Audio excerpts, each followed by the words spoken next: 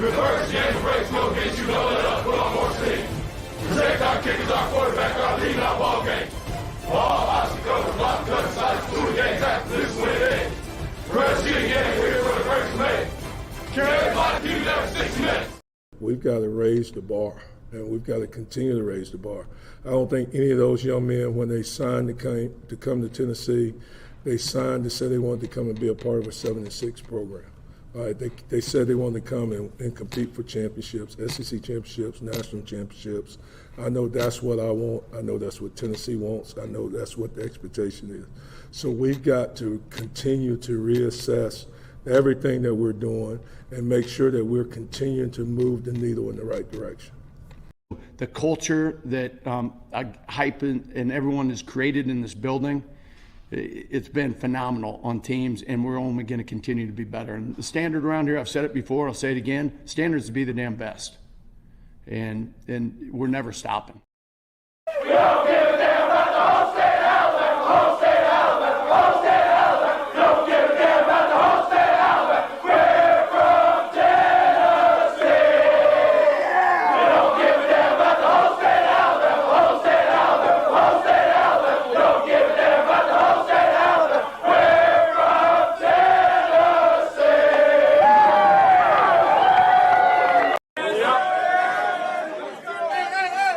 If you in this locker room, you try to say it with your heart.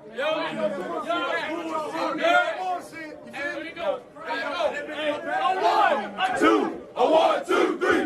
We don't give a damn about the whole state of Alabama, the whole state of Alabama, the whole state of Alabama. We don't give a damn about the whole state of Alabama. We're from Tennessee.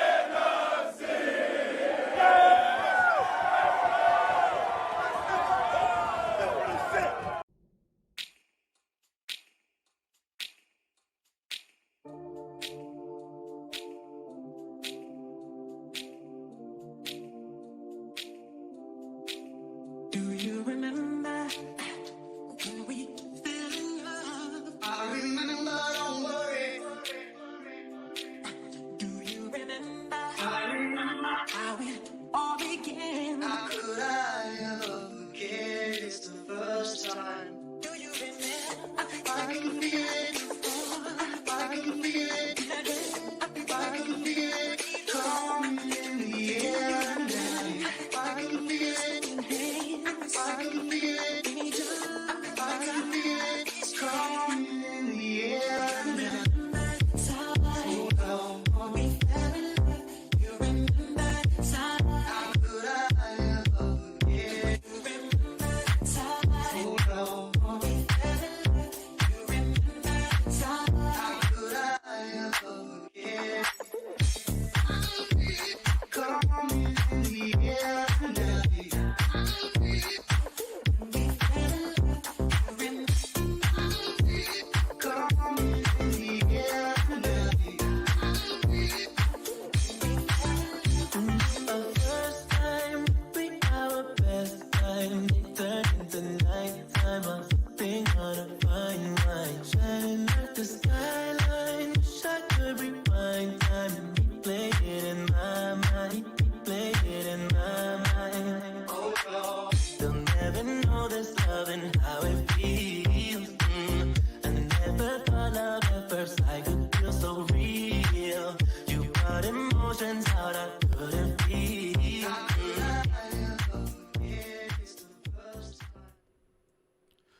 Good Monday morning. Welcome to the Talkin VAWLS Network. My name is Boogie Bentley. It is officially Beat Bama Week, Bama Hate Week, Buck Fama Week, whatever you want to say. Clearly, based on the intro, I don't give a damn about the whole state of Alabama. I'm assuming that you also don't give a damn about the state of Alabama. But look, we got to tie a bow on Texas A&M. We're going to get Cain on here in just a minute. We're going to talk a little bit about that football game. We're going to talk about what Tennessee needs to go moving forward. We're going to take a look at what Josh Heupel had to say after the game. And as always, we're going to ride with you guys in the chat and see what you want to talk about. But I texted Cainer last night, and I warned him. I warned him what he was walking into, because all you guys have wanted to talk about for close to 48 hours is Joe Milton. Let's see who's in the chat. Oh, right out of the gate, Joe Milton sucks. Joey Halsley sucks. Rocky Top Thomas here at least says good morning. BBD's in the house chanting for Nico or Gaston or Navy, or he wants me to play quarterback. Man, the pulse of this fan base right now. Tennessee's sitting at 5-1, and there are a lot of people that are upset. I get it. I understand. We're going to get through it together. James Bowers is here. What's up, brother? Tommy Johnson is in the house saying good morning, fam. Pit Boss is here, dropping those custom Talkin VAWLS emojis, as is Brad. The Real Hank is here. Corey Smith is here. Says, I've had a change of heart, Boogie. Milton throws for 280 and 2 touchdowns on Saturday. You know, that wouldn't surprise me. That would not surprise me in any way, shape, or form if he went out and did that. And like I said last week, then we would roll into the next game against Kentucky and still have question marks about which Joe was going to show up. Real Hank for 5 says, I think Hype knows something we don't. He pulled Lane out after half because he was having a bad game. I think there may be something in Nico's game needing time. Pulled Lane out. Are you talking about Ollie Lane played every snap? I'm confused. Why do I never know what's going on in the chat? I believe Ollie Lane played every snap on Saturday. But thank you for the super chat. Hank Parker for 5 says the need for a pass game is real. We can't be one-dimensional team and beat the big ones. On that note, we don't give a damn about the whole state of Alabama. I agree with that, Parker. Billy Todd drops a $2 super chat, just nothing to say. A tip in the tip jar. We appreciate that as well. All right, let's get Cainer on here. Let's talk about Texas A&M, and guess what? We're going to talk about Joe Milton. Let's get into it. You are Locked On Vols, your daily podcast on the Tennessee Volunteers. Part of the Locked On Podcast Network, your team every day.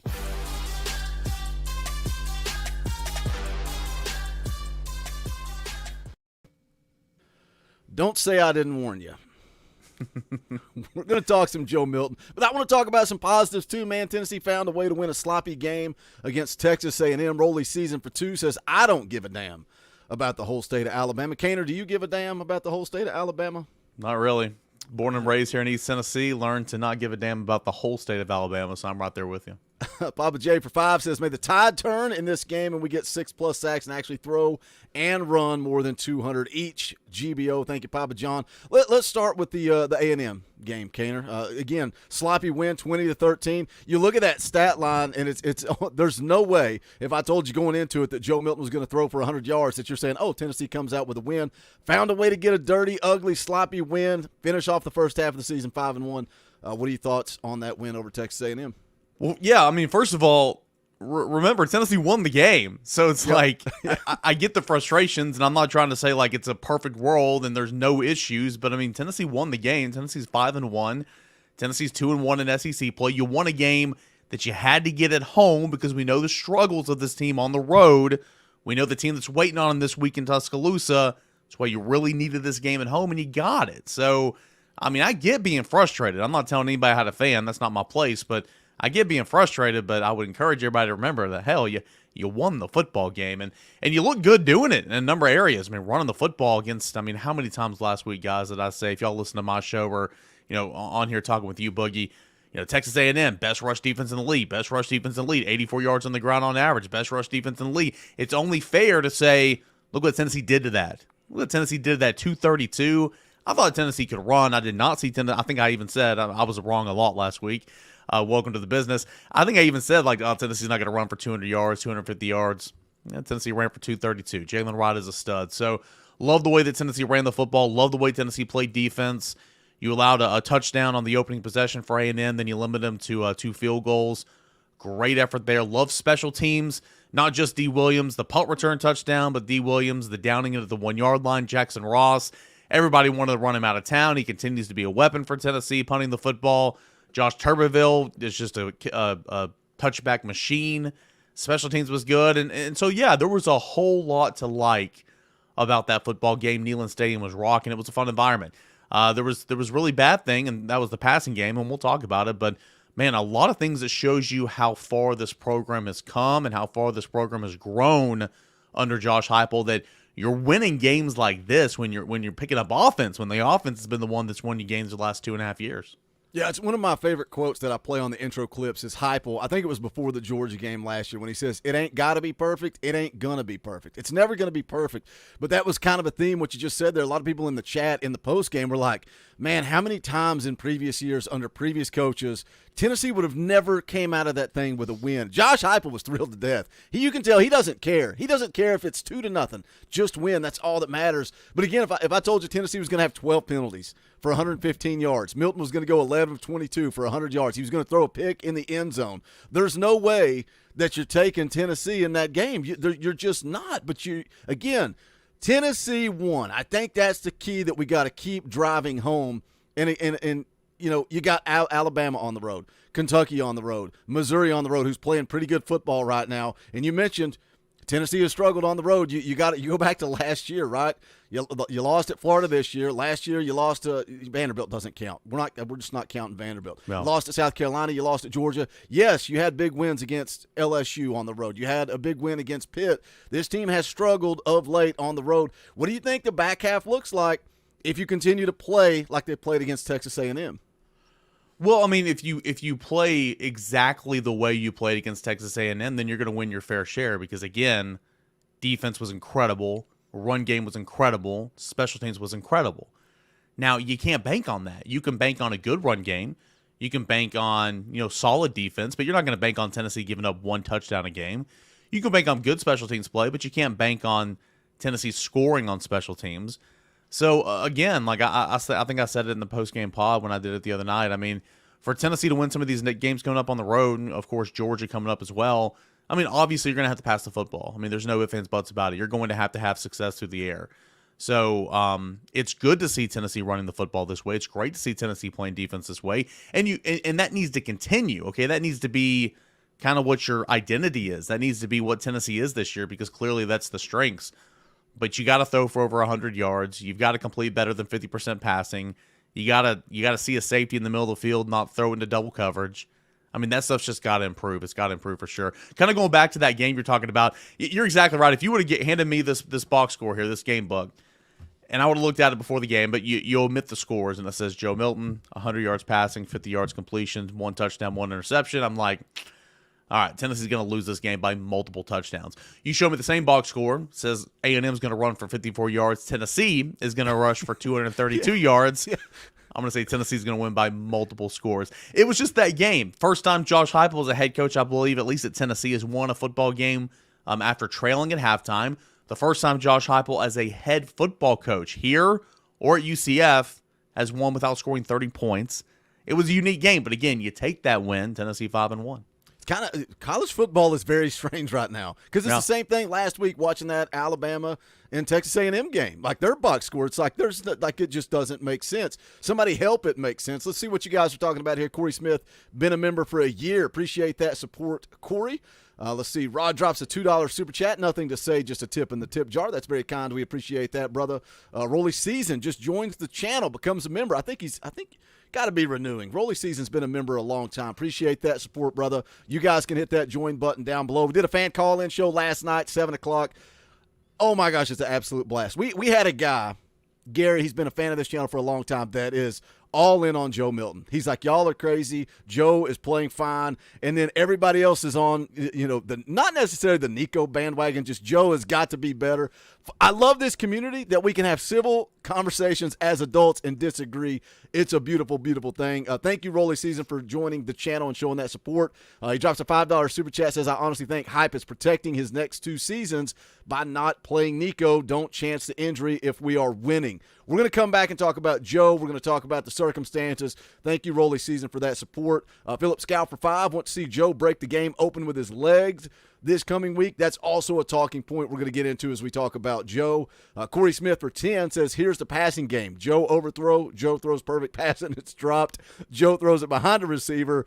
Keaton dropped another one. That's okay. Y'all have a good day. We're going to close this show down. That is exactly the perfect definition of what's happening. Credits. I said it in the post game. I'm like, I'm tweeting. I did not have good social media discipline on Saturday. I was so irate with Joe. And then it's like 2 minutes later, I'm going, man, he throws a perfect pass and his wide receiver doesn't help him out. Donovan, I see your super chat. We'll get to it here in just a second.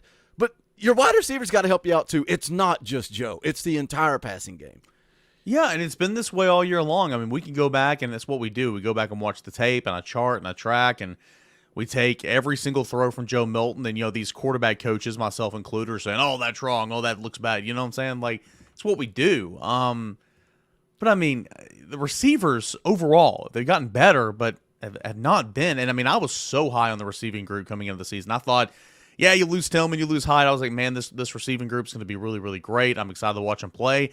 And it's been underwhelming, in my opinion. I mean, there's been drops. They're not been running I've been told they're not been running this as tight of routes and stuff like that. They're not helping their quarterback out, to say the least. But I mean, again, at the end of the day, I just go back. I mean, 11 to 22 with touchdown, interception, 100 yards. It's not good enough. I understand you're not getting helped out. And if Keaton would have caught that touchdown, the stat line looks different. If they would have called the blatant pass interference on Chaz Nimrod, you don't score. But that stat line looks a lot different, doesn't it? If Ramel Keaton would have continued to run down the near sideline and not just stop on the route, you probably catch that football. What a throw by Joe Milton. That stat line looks a lot different. Again, I say this every single week. It shoulda, coulda, wouldas. And so I'm being critical, okay? And that's part of the job. And there's some criticism that deserves to be, handed out. But, yeah, you're right. I mean, it's not just Joe. There's a whole passing game. It's just not in sync, and it hasn't been in sync all year long. Dead Kennedy for 5 says, I feel like Heupel playing a different brand of football that works with the talent he has shows he's a great coach. I agree with that. I love that Josh Heupel will take what he's given. Some people get frustrated with the play calling. I think the play calling is coming from a lack of confidence in the passing game. That's good coaching. That's Josh Heupel doing what he needs to do to go out and win football games. And again, man, it is a beautiful thing to wake up on a Monday morning and be upset, frustrated, and complaining about a football team that's 5-1 and not 2-3 or some nonsense where we're hoping to just get to a bowl game. I was laughing, talking to my wife about it the other day. I was like, isn't it beautiful that, like, when's the last time you heard me say, man, I hope they win 6 games so we can get a bowl? Like, that's not even a part of the conversation at this point. A lot of people, Austin Price even said it, I believe, in the postgame podcast the other night. Like, a lot of people were like, man, this game reminded me of Mississippi State back in 2019. You remember that game where Garantano had the broken hand or whatever, and it's just like Tennessee had no – I don't think he had a broken hand, but he was obviously injured. But Tennessee had no faith for the football. They just ran. Remember what that win got Tennessee? Tennessee was 2-4 after that win. Tennessee was 2-4. Tennessee is 5-1 right now, 2-1 in SEC play. I'm not saying Tennessee's going to Atlanta. That's not what I'm saying. And I'm not saying that, there's no problems here. I mean, obviously Tennessee goes on the road and plays a good team this week. But, that game, if you want to compare it to it, Tennessee was 2-4 walking out of Neyland Stadium. You're 5-1 right now. How quickly, though, we get spoiled. It's a beautiful thing. It's a beautiful thing. Fan is short for fanatic. Yes. Donovan for $10. Appreciate that, brother. Eric, you get one stat on Saturday. Which would you take? Milroe doesn't complete a pass over 20 yards. B, Vols have 5 sacks. C, one receiver goes over 100 yards. D, rush for 150 yards. That is a lot of options. Yeah. Okay. One. I can only pick one. Yes. Okay, I'm not going to pick A because Tennessee's proven that they can win football games. Joe Milton not throwing over 20 yards, so I'll throw A out the window. 5 sacks, that'd be great to see. A receiver goes over 100 yards, that means Joe Milton has a pretty sharp day. That was my thought process. Rush for 150 yards. I mean, I have confidence Tennessee's going to do that anyway. To me, it's either B, the 5 sacks, or the receiver goes over 100 yards. I will take the receiver goes over 100 yards because that means Milton's having a pretty decent day, at least compared to where he is. But also, I mean, Tennessee beat the crap out of Max Johnson the other night. Only was credited with 2 sacks, but just beat the. I mean, everybody knew Max Johnson hurting today, right? Tennessee only had 2 sacks, so you can still affect the game and affect the passer by not getting. Now, you want to get home. Don't get me wrong. You want to get home. But you can still affect the game by just beating the crap out of him. That's what Tennessee did. So, good question. I will take the receiver goes over 100 yards, Alex, and because I think Tennessee would obviously, be in good shape, and Joe Milton would be in good shape.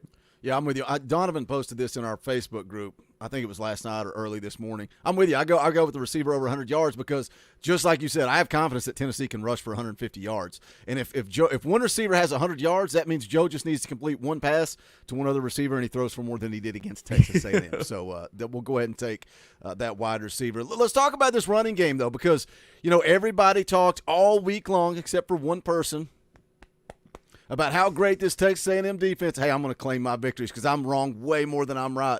But I just feel like Tennessee has had success running the football every week other than Florida, right? And we talked about what were they missing. They were missing Mincy. They were missing Cooper Mays. Now you had that full offensive line back. Gerald Mincy, of course, gets banged up. But this rushing attack, not just the three-headed monster of running backs, also the offensive line is playing good football. Did you look? I know you looked at the PFF grades. Cooper Mays graded out best player on offense. Were you surprised, though? The rest of the offensive line, Dane Davis, 63. John Campbell, 61. Spraggins, 59. Ollie Lane, 50. I'm sure some of those, that kid's got to keep his hands clean. Gerald Mincey, 43.9. Talk about this running game, but then did those grades surprise you? They surprised me a little bit. I mean, a little bit. Again, I take all this with a grain of salt. Gerald Mincey was playing hurt. He got banged up a little bit in practice the week before. You can see him limping around in pregame. So he was not at 100%, I feel like, and obviously had to come out. And shout out Dane Davis getting in there, just like Ollie Lane, man, at moving to center and doing nothing but center, nothing but center, nothing but center. Oh, yeah, go back to right tackle where, is kind of your home base. And played, I mean, he didn't, stats-wise, he didn't play a great game, but, I mean, that was awesome for Dane Davis, and it certainly wasn't bad. I think, 63%, which is a solid grade for him over on PFF. But, Spraggins never grades out high, according to Pro Football Focus.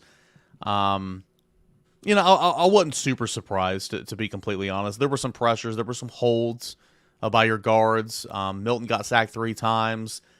So, in terms of the grades at PFF, I wasn't super surprised by this because, I mean, I'll get on sometimes and be like, man, that guy played an All-American-like game, and then the grade for Pro Football Focus will be in the 50s, and I'm like, what? That was watch me the same with game I did? That was me with Carrick. I was like, I thought he played pretty good. You're like, oh, he was terrible. He graded out at like 40. Yeah, exactly. And then, classic example, he still didn't have a great game. That example is a Virginia game you're talking about. Yeah. Like, on Monday, it said, like, Andre Carrick, 47%.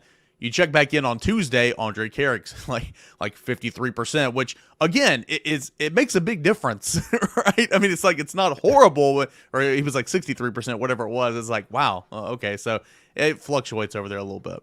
I guess the question when you move into this Alabama game, and it's the question that I feel like we're having the same conversations every single week. What happens when they stack the box, and can Joe Milton beat them with their arm? Tennessee continues to say, I don't care what you do. We're just going to run the football. And I was listening to you guys on the Rocky Top Rewind while I was getting the show notes ready, and Hubs kind of brought up a point. The way this offense is designed, it's hard to stack the box because of the way you're spread out so wide. So what happens moving forward as we go to play Alabama? And when you start looking at the numbers, this is kind of similar to A&M. These are very similar teams. Points per game offensively. Alabama 30.1. Tennessee 32.3. Defensively, Alabama giving up 16 points a game. Tennessee giving up 17 points a game. Passing numbers are 7 yards apart. Tennessee has a huge advantage in running the football, but defensive yardage-wise, everything is so similar.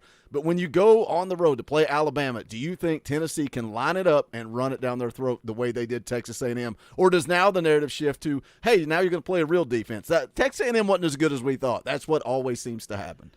Yeah, no, I mean, Texas A&M is pretty sharp defense. I don't think the secondary is very good, but that front seven has been tested. And I think, again, you're about to go play a real defense, a real team, Alabama. I mean, Alabama ran for 43 yards against A&M, and Tennessee ran for 232. So, keep that in mind. Looking at the comparative stats you were mentioning, you're right. Alabama, second in the league, 16 points per game. Tennessee is third in the league, 17 points per game. You got Alabama, third in the league, giving up 292 yards of total offense the other way. Tennessee is, fourth in the league, 303. I mean, they're very comparative. And offensively, I mean, Alabama's towards, very much towards the middle of the road, back of the pack. Obviously, so is Tennessee, except running the football where it's really sharp. So you're right. On paper, very similar football teams. It's going to be like an old school football game, I feel like, where defense is kind of the story. You've got two super talented guys at quarterback that if it clicks, it could, you could win the lottery, but oftentimes it doesn't. Big time athletes and all that. Really, really good run games typically. So it's going to be a familiar throwback, I feel like, hopefully, which would be interesting. And again, if you win 17-14, you win that football game, you take it. So we'll see. Again, like with Alabama's defense, Nick Saban's obviously one of the best that's ever done it, right? I mean, you can't dispute that. So he'll have something up there with Kevin Steele. The good thing about that is, we were talking about the Rocky Top Rewind, the spacing. It's always been one of the more underrated things about Josh Heupel's offense. You can stack those tandems out there at the numbers when you're on the far hash, and you have so much room to grow, and you have to go out there. You have to. If you're a star, if you're a safety, if you're an outside backer, splitting the difference. You have to go out there, because if you don't, you'll throw a screen out there and run for 80 yards. I mean, Tennessee's thrown a lot of screens this year, and they'll do that if you don't go out there and respect it.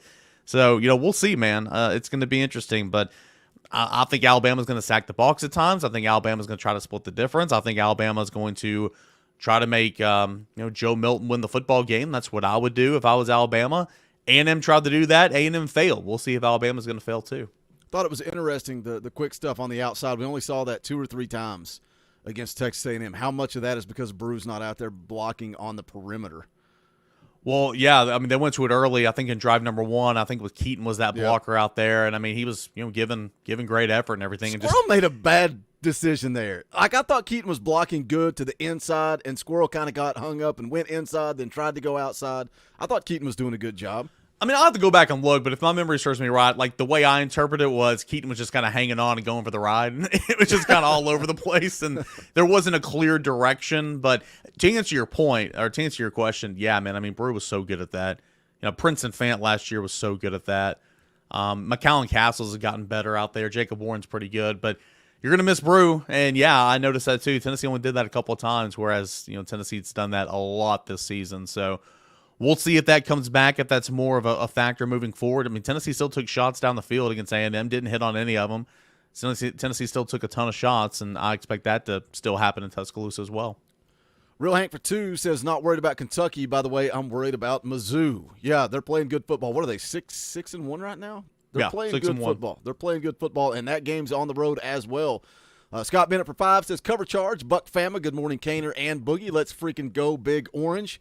It's time to smoke a cigar again. Yeah, I like seeing those Josh Heupel cigar emojis in the chat. That always makes me smile. Or you can throw a crying Nick Saban emoji in the chat. That one makes me smile as well. Matt's been a member for a year. I've got quite a bit of family from Alabama. Still don't give a damn about the whole state of Alabama. That's fair. I agree too, Matt. I don't give a damn about your family in the state of Alabama either. Love you, Matt. Thank you for the support, brother. Rolly season for 5. The O-line needs to work on mental fortitude this week. Limit pre-snap penalties. Yes, that is going to be a huge factor in this game. Don't get behind the sticks. MG Wade for 5. If you've been a ball fan like myself for 30 years, we are back to business as usual, each week being a minor heart attack.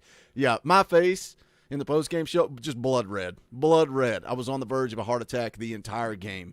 Adrian Wells for 10. That's a very generous super chat. Appreciate that. I really hope this week we start a new wide receiver core.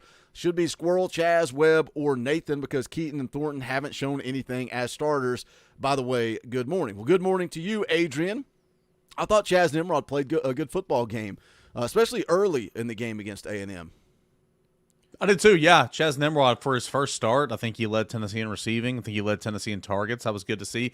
Went after him, had that first down reception on the first drive.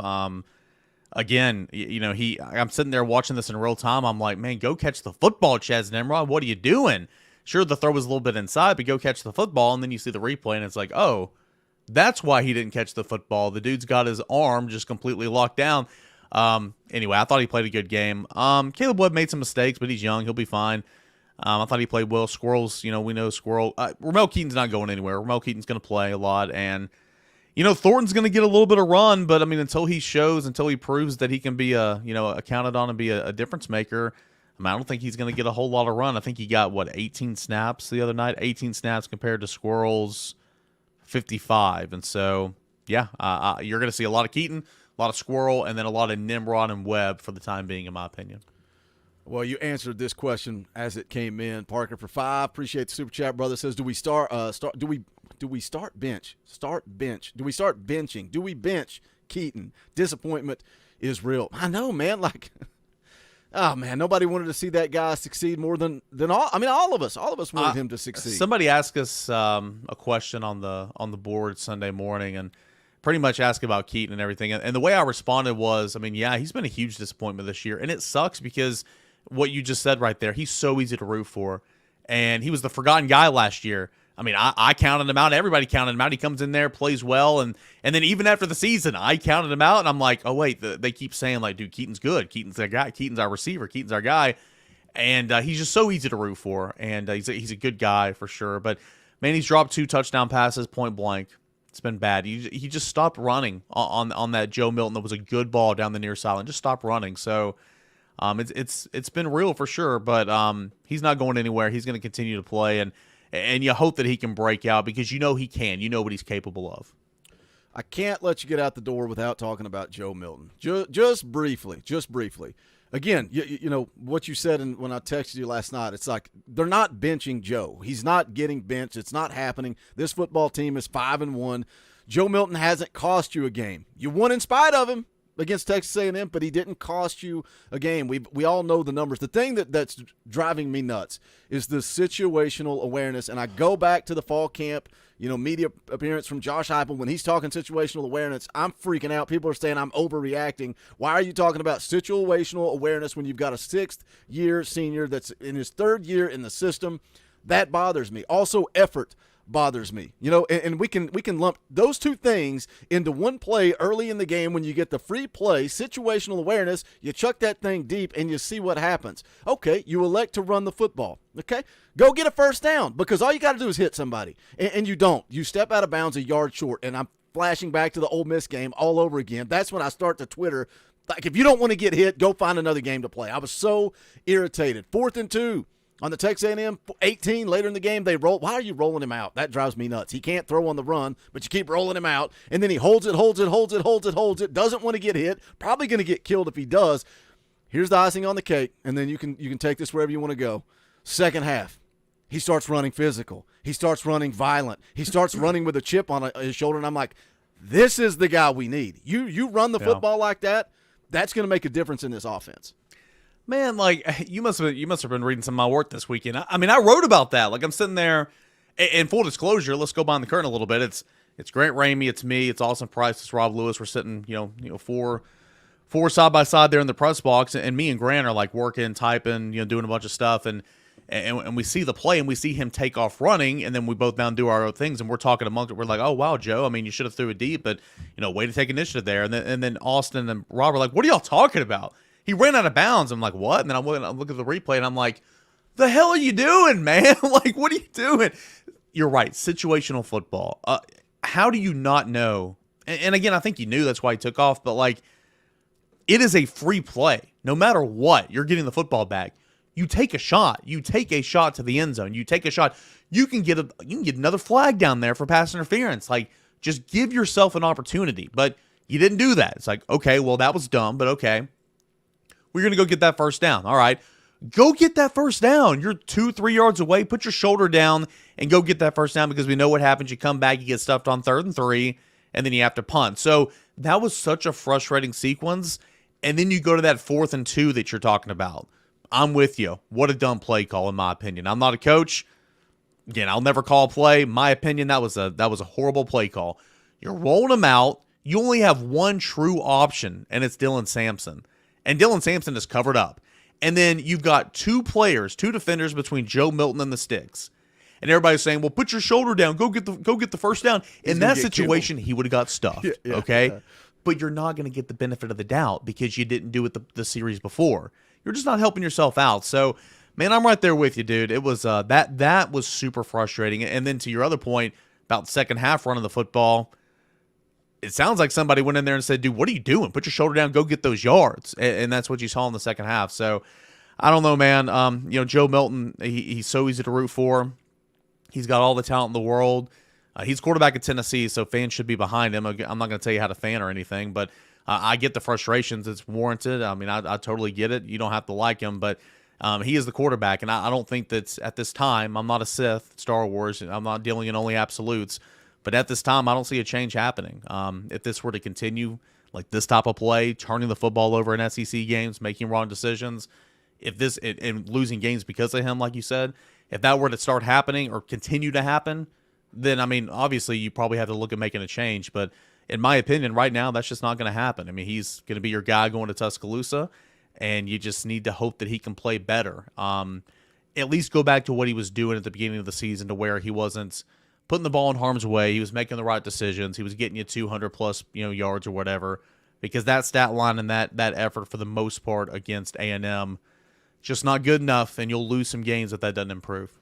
One last question. We're going to get you out the door because Donovan dropped $20 to tag Donovan's the man, by the way. Donovan, I haven't seen you on the Rocky Top Rewind the last couple of Sunday nights, so I'm a little upset. Miss you, but Appreciate you always for joining us there. I think he has multiple screens set up because he will be here and in your chat at the same time. Like, good. Because good, I good. go back and rewatch, and I know he's in my chat, and then he's in your chat, and I'm like, Wayne Starnes does the same thing too. We got a deal around here, though. You drop an orange boy, we'll play the clip. Rocky Top, you'll always be. Donovan says, if social media was back in 98, it would have been interesting during the season because T only ended up with 19 touchdowns, 6 interceptions. Joe don't have Peerless Price. I agree with Austin. Ramel should go back to 80. Yeah. Yeah, Austin said after the game that he stopped by and saw a security officer, and the security officer came up and said, man, what do you think about putting Ramel Keaton back in 80? Do you think he'll play better? And Austin's like, well, I mean, maybe. It's like, just switch the jersey. Don't tell him. Yeah, that's funny. But Donovan, you're exactly right, man. I mean, social media, as we all know, man. I mean, me and Boogie make a living on this internet thing. Like, it is a blessing and it is a curse at the same time. I love social media. I love Twitter or X or whatever. It's diminishing by the day. The product overall, I hate all the bells and whistles that are going away with it for my work, but. The ability to reach people and talk to people and stuff like that, but it can also be a curse, and we know that during football games, during politics and all that. And man, if social media was around back then, you're right, he would have been scrutinized for sure because he was a quarterback that had a really, really good defense that was smart, that most of the time protected the football, but didn't have that game-breaking ability through the air a lot of the times, and had some weapons on the outside. So. You're right. It would have been interesting, and these quarterbacks in today's era in the last couple of years certainly get that ridicule on the internet. All right, brother. I appreciate you coming on. As always, I made you work overtime. Made you work 6 minutes and 40 seconds of overtime, but we had to talk a little Joe Milton. Always a good time. We'll catch up a little bit later this week, buddy. Hey, sounds good, guys. It's Bama week, 3rd Saturday in October. It's going to be a big week. Appreciate it. Later, buddy. Everybody go check out what Cain's got going on at Locked On Vols, also at VolQuest.com, always doing the Lord's work over there. I love the in-game threads, man. So much good information that my dumb self can't track. Like, you want to know who's in, who's out. You see somebody get substituted. A lot of good information on the in-game thread from Cain and then Locked On Vols every single Monday through Friday. He's even doing post-game shows now. A little late once he gets home from the stadium, so make sure you guys go check that out. We got 300 people watching live right now. Appreciate you guys tuning in and choosing us. Do us a quick favor, smash the thumbs up down there below the video. My throat's going out on me. It's quick, free, and easy. It does help this channel. I would appreciate it. You can also go check out the merch at bonfire.com/store/Talkin VAWLS. Now's the time to get these. Why would you not want to rep this Buck Fama gear? It is Buck Fama week. It's Beat Bama week. It's Bama Hate week. Different styles, different colors. You can pick. You can see down there black, gray. I don't even know what that color is. Navy blue, white, different choices. You can kind of customize whatever style you want. But again, it's bonfire.com/store/Talkin VAWLS. Appreciate all you guys picking those up. Also, shout out to the members of the channel. I say this every video, every live stream, but I could not do this without you. Kainer just said, man, we make our living off of the internet. You guys are who pays my bills. I could not do this without those people in the chat that have Power T's beside their name, because that is my monthly income. So if you want to support what's going on here, make sure you hit the join button down below, right beside subscribe. You can give $1 a month. We got 23,000 subscribers. If everybody donated just $1, guess what? I wouldn't have to say to smash the thumbs up anymore. I would just get on here and talk Tennessee football because I would be living the dream. That's not the case, though, but we're still having fun. We're doing fine. Let's see what we got going over here in the chat. Go Vols Deep becomes a member. I appreciate that, man. Thank you for that support. Also, the members, every Sunday night at 7 o'clock, we get together, we do a fan call-in show. Right out of the gate, we send you guys the link. You guys come on. And it was, oh, man, last night was a great show. I had so much fun. I really do appreciate Gary being in the chat and being on the show and standing with what he believed. And we had a civil conversation back and forth about Joe Milton. It was good stuff. Great show last night. And that's a fan call-in show that the members were running. Parker drops a $2 super chat, says, regardless of Joe, these wide receivers got to catch the ball. I agree. It's across the board. Joe is so dang frustrating. So dang frustrating. But it's not just Joe. It is everybody. It's, when Joe finally, God, you could tell he took so much off that pass to Keaton. And then Keaton drops it. All you got to do is catch the football and run to the end zone. You're playing D1 college football. You're on a full ride. You're making NIL money.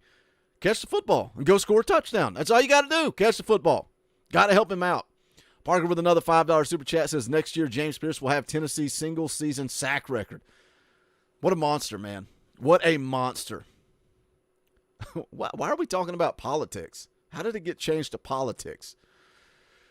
Yeah, James Pierce is a monster. Nelson said it, man. Nelson said it. You guys better enjoy him now because he is going to be off to the NFL sooner rather than later. What a special, special talent. But the beautiful thing is when you have guys like James Pierce, then there's other elite talent all across the country that wants to come here to play under Rodney Garner. And that's what we're seeing on the recruiting trail with Coach Garner. You know, he's adding so much elite talent. You got a couple of true freshmen in that room, in Shandavion Bradley, Caleb Herring. You got some young guys that are getting developed and not being counted on right now, while Joshua Josephs and you know, James Pierce and Tyler Bannon and all those guys are out there wrecking shop. Also, what you're seeing on the interior, man, Big Omari Thomas, Karat Garland, Omar Norman Lott. Hopefully Tennessee needs him back this week. Hopefully Omar Norman Lott is back this week.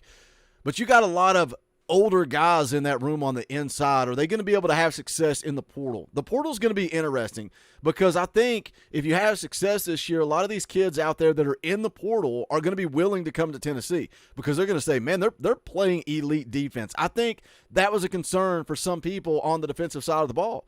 Like, you know, Rodney Garner's got a track record. They got a track record. People know what Rodney Garner is, who he is, what he's done. So he was able to recruit on that, you know, on that defensive line. But what about the linebackers? Did a pretty good job recruiting this past cycle. Corners, you got some legitimate dudes.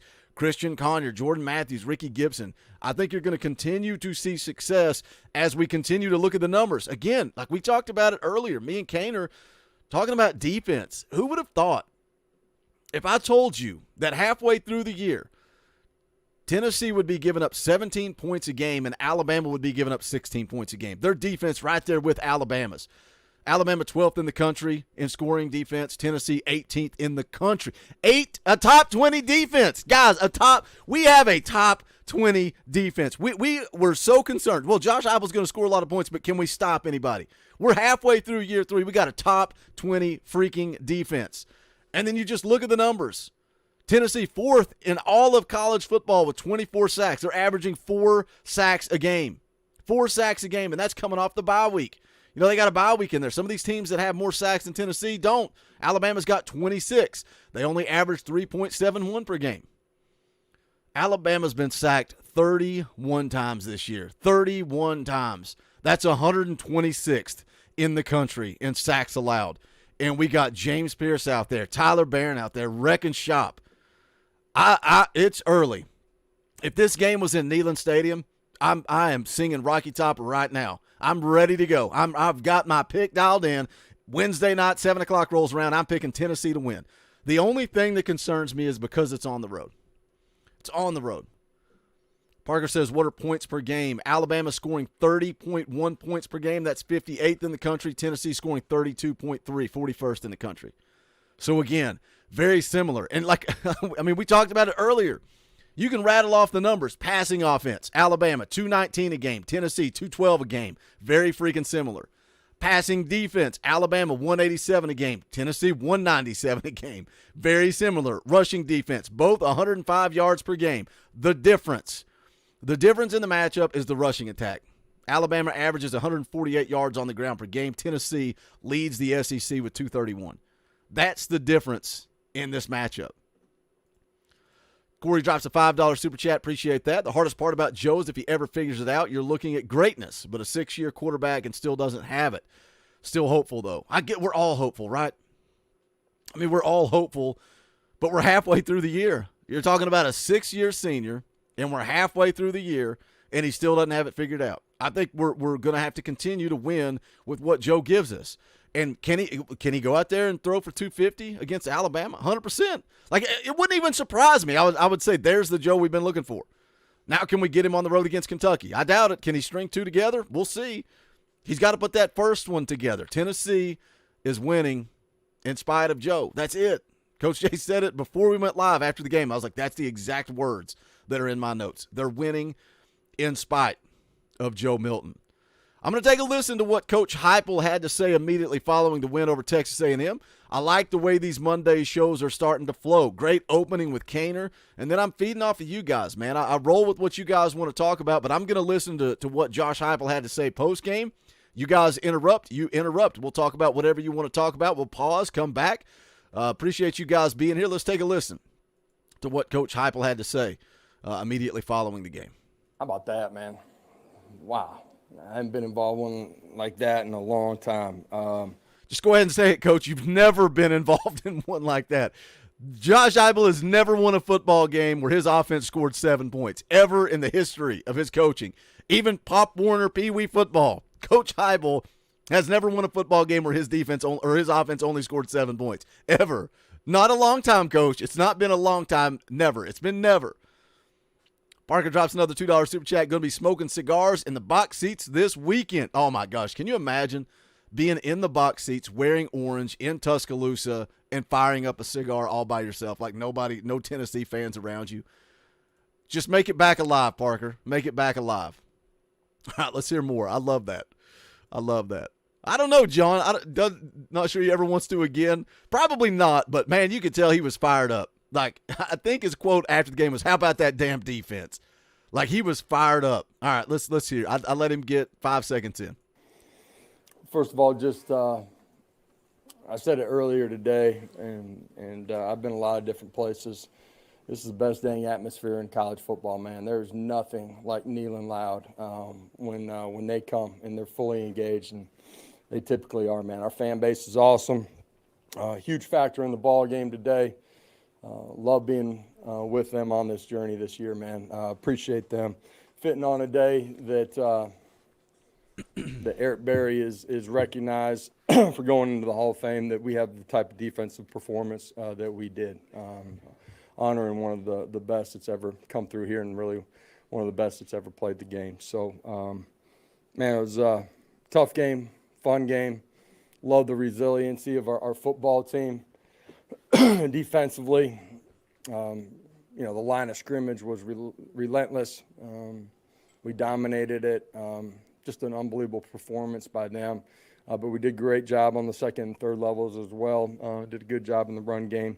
Proud of that performance. Special teams, we challenged them all week long. They had dynamic returners. We did a really good job all day long in our cover units, and D in the punt return changed the game. And man, it was awesome to see those guys make the play that makes a difference in the football game. Obviously the eyes are on D. Williams, right? He's the one that downed the punt inside the one, then he turns around, he's the one that gets the house call.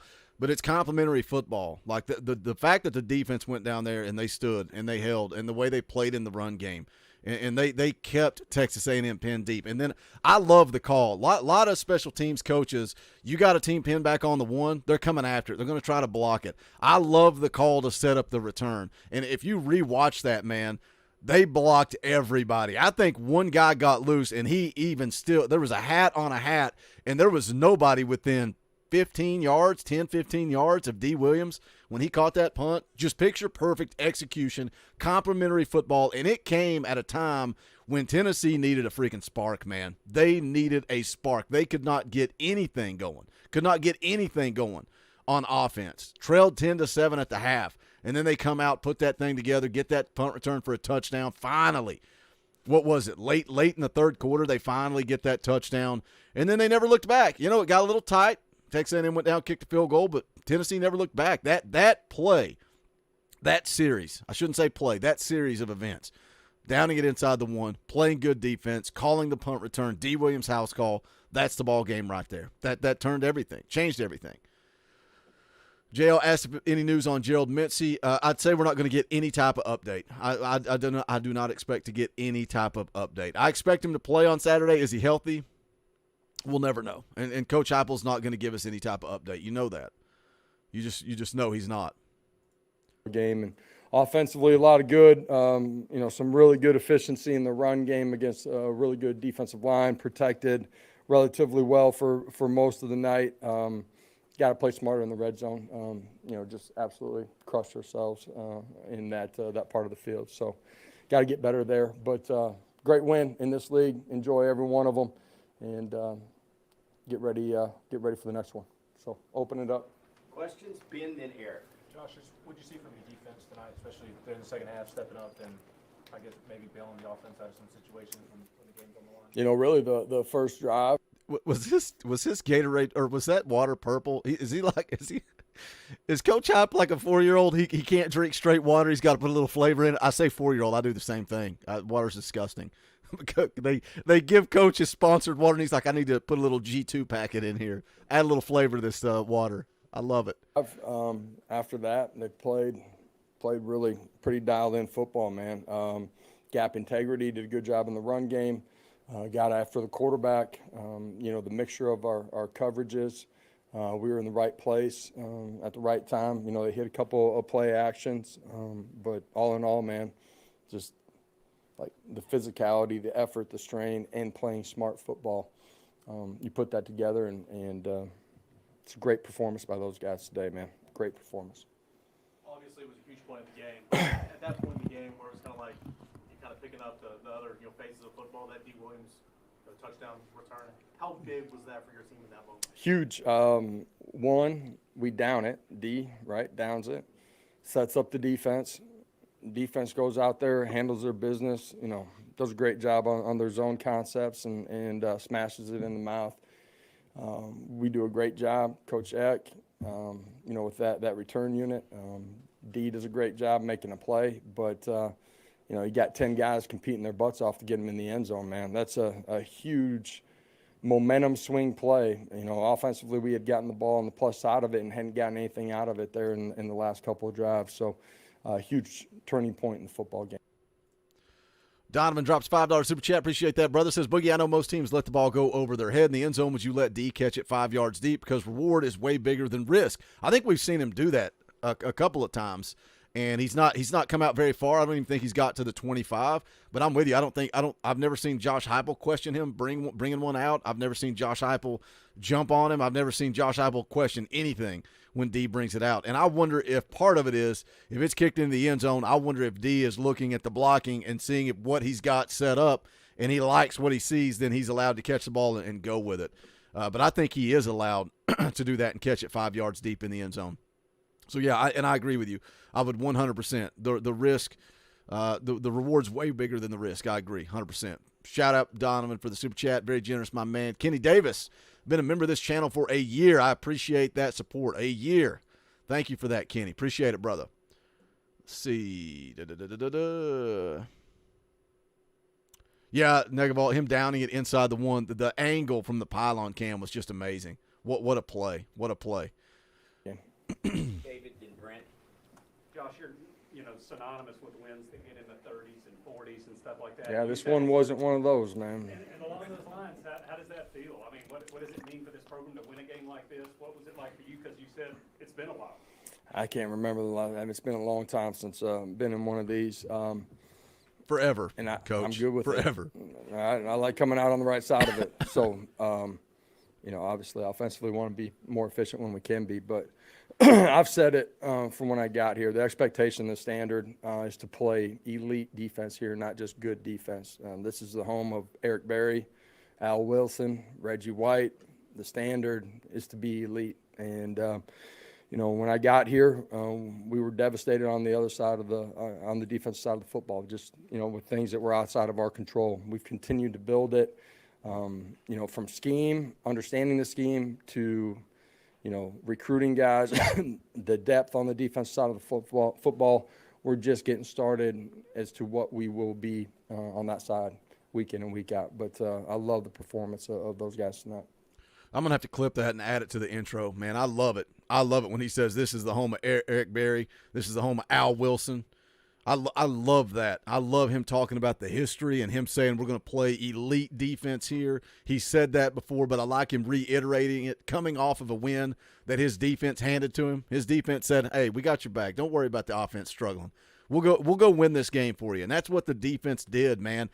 And I love it because the defense was disrespected all week long. All week long, nobody's talking about Tennessee's defense. The narrative was where Texas A&M was at in stats with sacks, where Texas A&M was at in stats with rushing yards per game. Like, come on, man. Like, nobody's talking. Nobody, not one media outlet was talking about Tennessee leading the conference in rushing yards per game. Nobody. One group of people was talking about it, and that was right here on the Talkin VAWLS network. Nobody else was respecting Tennessee. It was the whole storyline all week long was Texas A&M, their defensive line, their front seven, their ability to stop the run. You know, the storyline should have been, you got the best run defense going against the best run offense. Who's going to win this epic battle? But it wasn't that. It was, can Tennessee, you know, Tennessee's not played anybody. They've not played anybody. So we're just going to discredit everything that they've done through 5 games of football because Texas A&M has proven it. They are so great. They're the best defense in the country. And then Tennessee runs the freaking football down their throat. They stuff Texas A&M's run game. Where's the love now? Oh, that's right. Excuse me. I forgot. Texas A&M's not very good. They're not very good. It wasn't very impressive. What Tennessee did was not very impressive because Texas A&M, you know, they're not very good. Their run defense really isn't very good. They're not very good running the football. It's comical. What does Tennessee have to do? You go beat Alabama, boys. I'm telling you right now. I saw it in my day after video. The video goes up. It's not been posted for an hour. Here they come. Oh, wow, celebrating a win over Texas A&M. They're not very good. Jimbo Fisher's not a great coach. You going to go beat Alabama next week? You're going to go on the road to Tuscaloosa and beat Alabama? Guess what's going to come, boys? Get ready for it. It's not the Alabama of old. That's not the Alabama of old. Bryce isn't there anymore. They don't play elite defense anymore. Not the Alabama of old. Sorry, Tennessee still sucks. I know you guys are 6-1 yet, but you got to go prove it against Kentucky on the road before we'll care. You go beat the absolute piss out of Kentucky, guess what, boys? It's Kentucky. It doesn't matter. You go beat Missouri, it's Missouri. It doesn't matter. Until Tennessee goes to Atlanta, wins an SEC championship, goes into the college football playoff, and brings home a natty, they will not get respect. It does not matter what they do on the field. There's always an excuse. Always an excuse. This defense is something special, boys. What they've got right now is something special. What they've got in the waiting is something special. What they're recruiting is something special. These kids all over the country are seeing it. They're seeing what Tim Banks is doing. Tim Banks is building an elite defense. You want to be a part of it, come to Rocky Top. You're going to get developed. You're going to see growth. You're going to see the NFL. What happens when we get the quarterback in place? What happens when we get elite quarterback play? Elite play at the wide receiver position. We are a good quarterback. I'm not even saying great. We're a good quarterback away from an SEC championship right now. Do we have one on this team? I'll let you decide. Josh, how good of a football player is James Pierce? James is a great football player. He's still not anywhere near what he's going to be. He's going to continue to get better. He needs to continue to get better every week.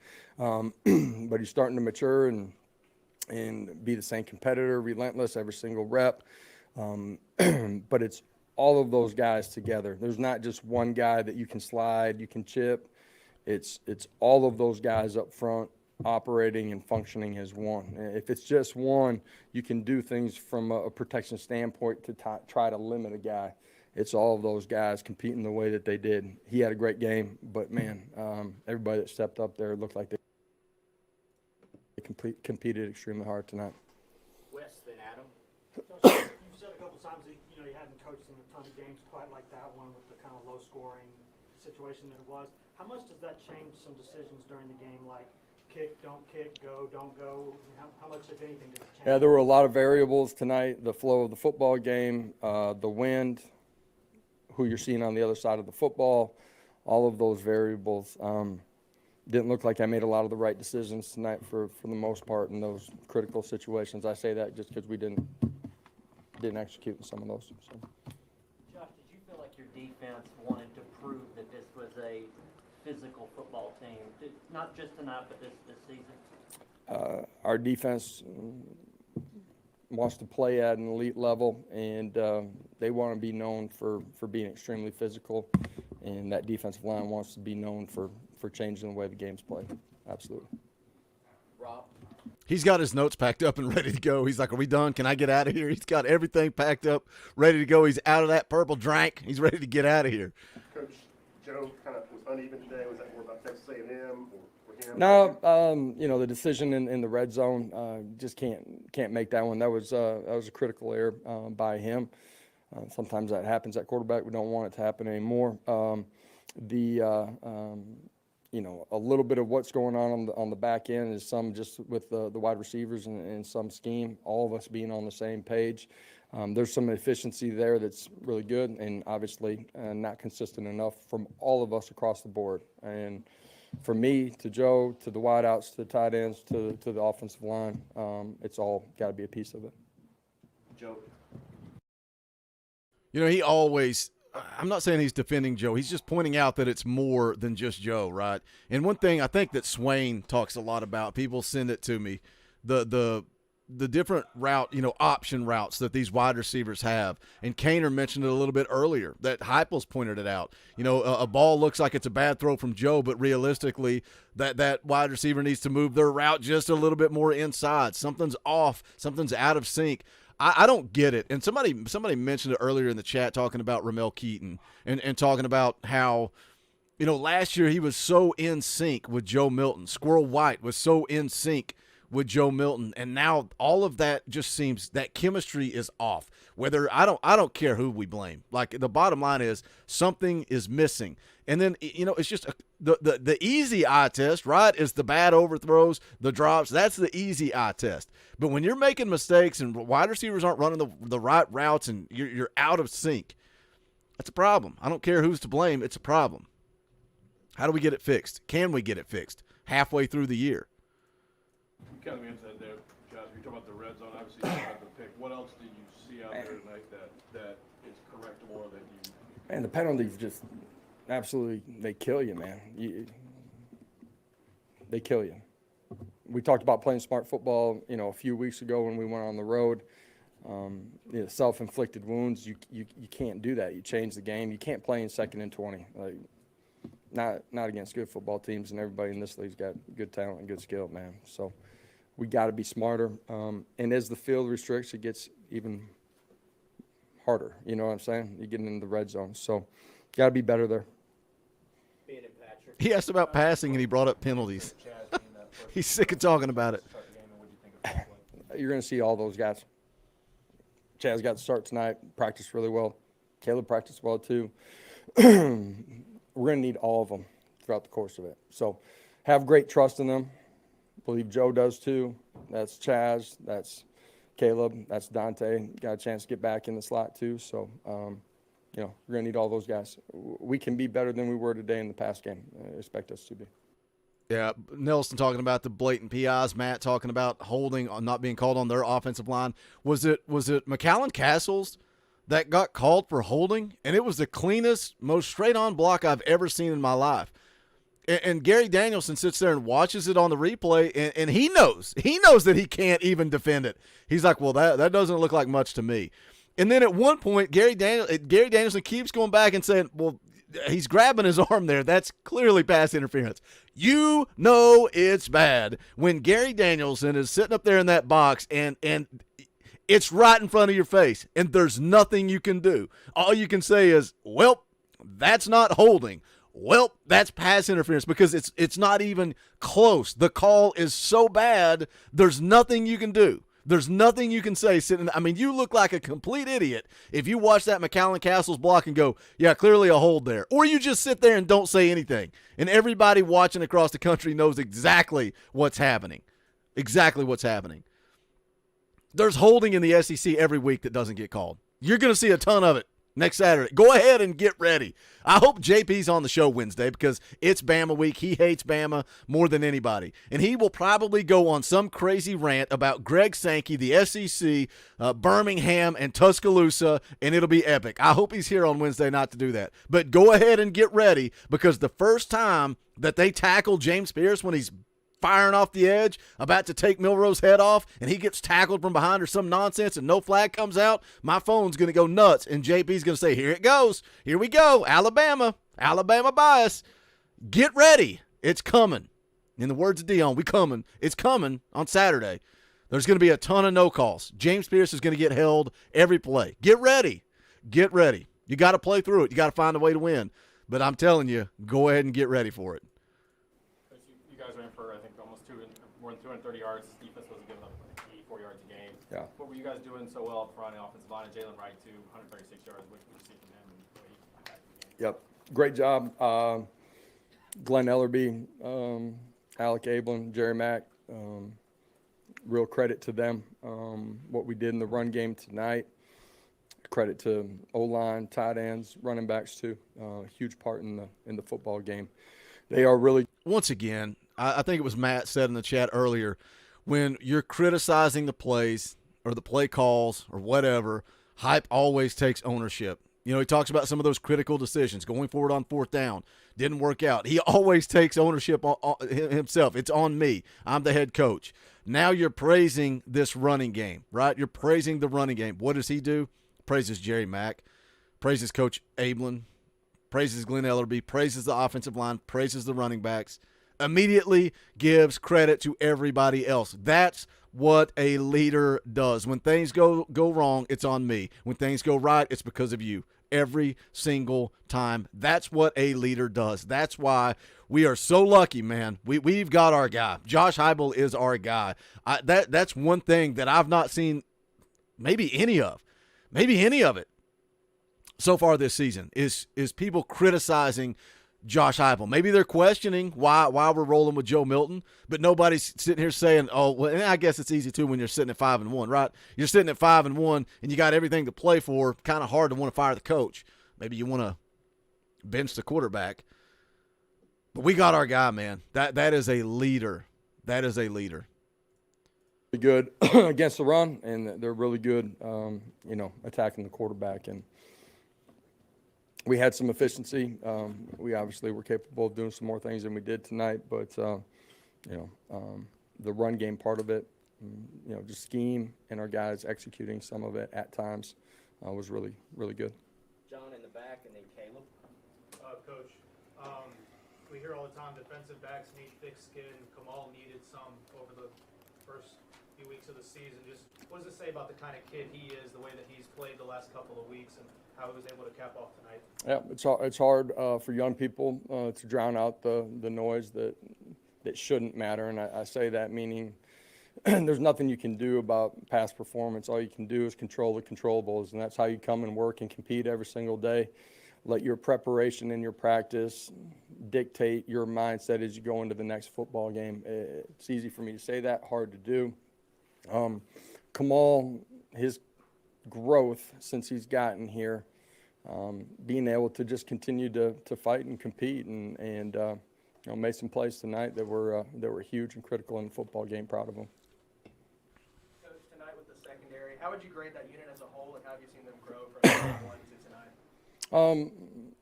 We give up a couple of plays, play action. There's a 3rd and 15, 17 that we give up.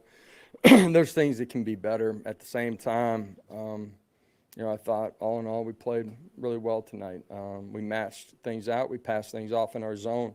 And, the combination between the first level defensive line, our second level drops, and third level, we were able to get off the football and have the type of performance that we did tonight. Any other questions for Coach? Finish with Derek. Josh, I know you mentioned some ways that your team, your offense, and Joe Milton can improve. What were some of the things that Joe did really well tonight that helped your offense? Through all the ups and downs, continue to fight, continue to compete, continue to be willing to go out there and play the next play. And it's where it starts as a competitor. So love that part of it. There's things that offensively, all 11, we got to get better, coaches included. All right, thank you. All right, appreciate it. That was a great question by Cainer. That was a really good question. What did Joe do well that helped your football team win? That's a good question. I don't know that the answer really was there, but he was willing to go back out there. I bet there's somebody else on that bench that's willing to go out there too. But I digress. Voice for Radio becomes a member of the channel. Appreciate that, brother. I know you've been a member before. I know a lot of you guys are renewing your memberships. They don't automatically renew. Sometimes it gets late in the month, and I see a bunch drop off, and then we get a couple of weeks into the next month, and they start to come back. But I appreciate that support. Thank you for joining the channel. You guys pay the light bill around here. Could not do this thing without the members of the channel, so I'm grateful for every one of you guys. We got a big week coming up, man. Went to Twitter last night right before the fan call-in show, put up the bat signal. I said, hey, J.D. Piquel, when you coming back on the show to hang out? He said, thought about it. I'm in. trying to work through that with J.D. Pickell. We'll see what we've got cooked up with him. Going to be breaking down this Tennessee-Alabama game. We'll be live tomorrow night, Tuesday night, every single Tuesday night, 6:30 p.m. Eastern time, playing NCAA football, but talking all things Tennessee football. Should be a fun one tomorrow night. If you've never done the NCAA stream, if you look at it and you say, why would I watch Boogie play video games? That's stupid. It's just like this, man. We have some fun conversations talking Tennessee football. Drop in, check it out. If you don't like it, drop out. But come in, smash the thumbs up, all that good stuff. And then Wednesday night, 7 o'clock, regular Wednesday show. Hopefully JP will be in the house. I'll have to reach out to him and see if he's going to be back. And then also Friday morning with Coach Jay at 9:30. Saturday tailgate show also immediately following the game. Make sure you guys are dialed in. Hit that subscribe button. Click that bell for notifications. And if you haven't done it, smash the thumbs up because it's quick, free, and easy. But I'm out the door. Love you guys. Appreciate you guys. We will catch up soon. This is the Talkin VAWLS Network. My name is Boogie Bentley. Go Big Orange.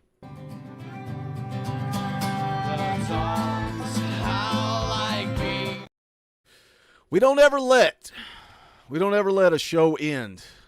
Actually, I did. I think it was a post-game show. Somebody dropped a super chat as it went off air. But Papa T dropped the Orange Boy. We ain't going out. We ain't going out without playing an Orange Boy and playing the dang clip, if I can find it. Rocky Top, you'll always be. Papa T's like, Boogie's not getting off here. I'm going to drop a super chat and make him read it. Passing woes. Wide receivers are not getting separation and are dropping passes. Unfortunately for Joe, the windows he has, wide receivers are condensed due to the lack of their ability to separate and beat their man. Hendon had that. You know, a lot of people have been talking about that. A lot of people have been talking about, you know, maybe Jalen Hyatt was a little better for this offense than we thought. Maybe Cedric Tillman was a little better for this offense than we thought. But we saw Squirrel White do it last year. And Squirrel White, of course, leading this football team in receiving right now. So Squirrel White's still playing good football. Squirrel White's playing good football. You know, you look at it. You look at last year, right? Look at last year. You had Tillman, who went down, so Brew McCoy kind of stepped in. So you had Brew McCoy, and you had Ramel Keaton on the opposite side. And then you had Jalen Hyatt in the slot. Where have we really missed? I mean, really the only guy you replaced really was Jalen Hyatt in the slot with Squirrel White. And Squirrel White's playing pretty good football. Right? I mean, you still got to kind of have the same wide receiver crew because you really didn't have Cedric Tillman last year. I agree with what you're saying, Papa T. The wide receivers have to be better, but Hendon was special. Right? Hendon was special. And not only throwing the football, he was accurate. His leadership capabilities, what he could do with his legs. Hendon was special, man. He's going to be one of those guys we look back at for a long, long time and say, man, I miss Hendon Hooker. Hopefully they get it together, man. It would be no better time than now. No better time than the Alabama game for Joe Milton to go out there, those wide receivers to go out there, put together that passing game, go throw for 300. Quiet the doubters for just 1 week, although I don't know that it would.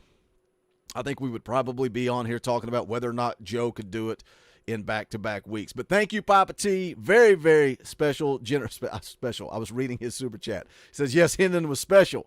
Miss him a lot. Very generous super chat, brother. Wanted to make sure I read that. But now we will get out the door. Catch up with you guys. Maybe a video later today. We'll see any news out there breaking. Got to get with J.D. Pickell. I'll let you guys know when that comes up. But this is the Talkin VAWLS Network. My name is Boogie Bentley. Go Big Orange.